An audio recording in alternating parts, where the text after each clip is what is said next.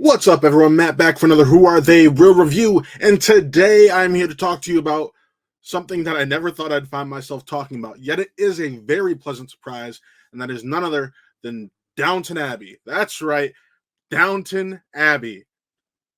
No, jokes aside, I this and a review you will see me, you'll see that drops next week.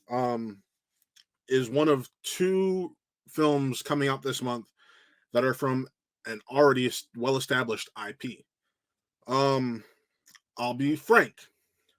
I never saw a single minute of anything Downton Abbey before I watched this film.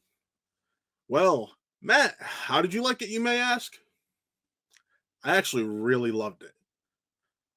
It's got a lot of heart, it's witty, it's funny. The cast is just superb. And how could you not love that about a movie? Like, it's just everything I could have wanted and been excited for, and and you didn't feel lost if you hadn't seen it. Like, that's what was really important to me. You did not feel lost if you had not seen Downton Abbey before.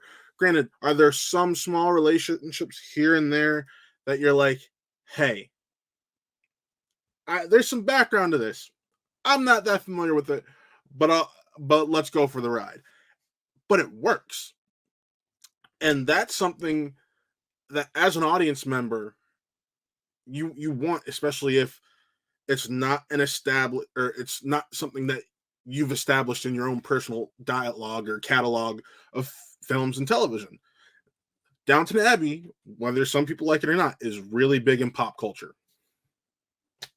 I will be honest. I went into this film like, great. I got to see Downton Abbey. I've never watched a second of this franchise. This is going to be interesting, right? Right? And it was. It really was. And I was just like, you know what? I want to watch more of this. I'm not going to lie. I went on and I kind of started watching the original film, or the original show and the original film. And I think part of that is due to the performances that you get in it, whether that is from Hugh Bonneville, Michelle Dockery, Jim Carter, uh, Elizabeth McGovern, I think her name is. Yeah. There's just so many characters. It feels like if Game of Thrones ever had a film, that's what this feels like. If you were a Game of Thrones person and you went into this and this was a Game of Thrones film, you'd be like, yeah, yeah. But unlike Game of Thrones, you wouldn't be lost because they do a good job of making this its own little, just its own little adventure, its own piece that doesn't need the rest of the franchise to stand on for somebody to enjoy it. And I think that's really important, especially when you're talking about a film with established IP. Now, for the premise of the film, you have, of course, you have Michelle Dockery's Lady Mary. She's basically head of the house now, and she's got to figure out a way to keep on keeping Downton going, right? Okay. Downton is offered an opportunity to be a main centerpiece in a film. That's cool. And at this time, it's the mid 1920s, if I remember correctly. Um, at this time, talkies are a big thing. Or actually are just starting to become a big thing.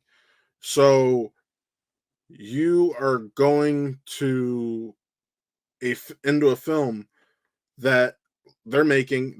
It's very meta because there's a film being made within the film, and she takes them up on the offer. And at the same time, the grandmother, played by Maggie Smith, is left a villa in France by a former love interest, a former flame. So part of the family goes off on this adventure to France. Part of the family stays back along with the help on both sides. And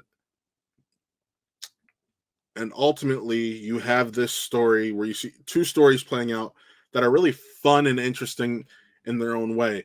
And one half, the side that goes out to France, trying to figure out the history of their grandmother's relationship and with this man, why he left her this villa, who's going to take over the villa, and so on and so forth. On the other side, there's this very much Singing in the Rain-esque storyline, because what was supposed to be a silent film originally is now mid-production being turned into a talkie. And it's really interesting to kind of have that for a new generation and from a different point of view for how that went down and the opportunities it makes for some people, along with it feels like a closing of chapter for some other characters.